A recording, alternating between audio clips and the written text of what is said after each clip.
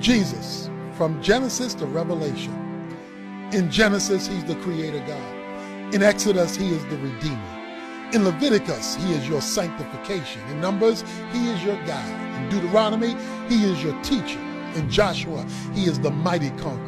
In Judges, he gives victory over your enemies. In Ruth, he is your kinsman, your lover, your redeemer. In 1 Samuel, he is the root of Jesse. In 2 Samuel, he is the son of David. In 1 and 2 Kings, he is King of Kings and Lord of Lords. In 1 and 2 Chronicles, he is your intercessor and high priest. In Ezra, he is your temple, your house of worship. In Nehemiah, he is your mighty wall protecting you from your enemies. In Esther, he stands in the gap to deliver you from your enemies. In Job, he is the arbitrator who not only understands your struggles, but who has the power to do something about them. In Psalms, he is your song and your reason to sing.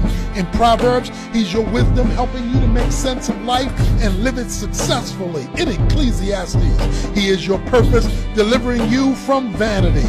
In the Song of Solomon, he is your lover and your loyal friend.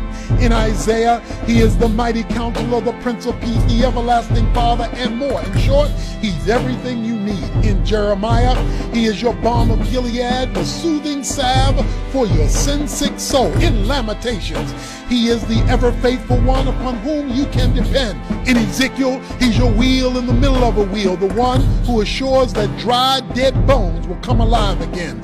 In Daniel, he's the Ancient of Days, the everlasting God who never runs out of time. In Hosea, he is your faithful lover, always beckoning you to come back, even when you have abandoned him. In Joel, he is your refuge, keeping you safe in times of trouble.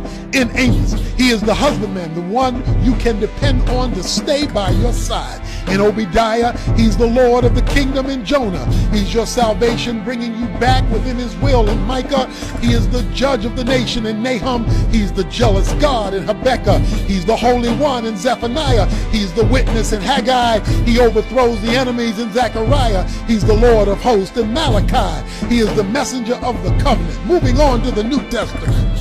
In Matthew, he's the King of the Jews. In Mark, he's the servant. In Luke, he's the Son of Man, feeling what you feel. In John, he's the Son of God. In Acts, he's the Savior of the world. In Romans, he's the righteousness of God. In 1 Corinthians, he's the Rock of Israel. In 2 Corinthians, he's the triumphant one giving victory. In Galatians, he's your liberty. He sets you free. In Ephesians, he's the head of the church. In Philippians, he is your peace. In Colossians, he is your completeness. In 1 Thessalonians, he is your hope. In 2 Thessalonians, he is your glory. In 1 Timothy, he is your faith. In 2 Timothy, he is your stability. In Titus, he's God and Savior. In Philemon, he is your benefactor.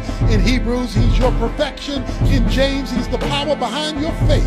In 1 Peter, he is your example. In 2 Peter, he is your purity. In 1 John, he is your life. In 2 John, he is your pattern. In 3 John, he is your motivation. In Jude, he is the foundation of your faith. And in Revelation, he is your coming King.